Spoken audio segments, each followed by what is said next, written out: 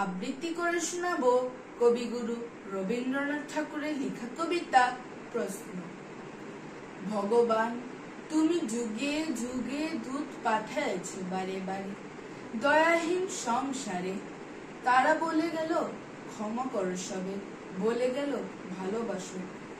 অন্তর হতে বিদ্বেষ বিষ নাশক, বর্ণীয় তারা স্মরণীয় তারা, তবুও বাহিরি দ্বারে আজি দুর্দিনে ফেরানো তাদের ব্যর্থ নমস্কারে।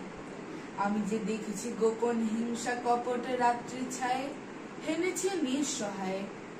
আমি যে দেখেছি প্রতিকারহীন শক্তের অপরাধে, বিচারের বাণী নীরবে নিভৃতে কাঁদে। আমি যে দেখুনু তরুণ বালক উন্মাদ হয়ে ছুটে, কি যন্ত্রণায় মরেছে পাথরে নিষ্ফল মাথা ফুটে। কণ্ঠ আমার রুদ্ধ আজিকে বাসি সঙ্গীত ধারা, অমাবস্যার কারা। লুপ্ত করেছি আমার ভুবন দুঃস্বপনের তলে, তাই তো তোমার সুধাই অশ্রু জলে। যাহার তোমার বিষায়েছে বায়ু নিভায়েছে তব আলো, তুমি কি তাদের ক্ষমা করিয়াছ? তুমি কি বেসেছ ভালো? ধন্যবাদ।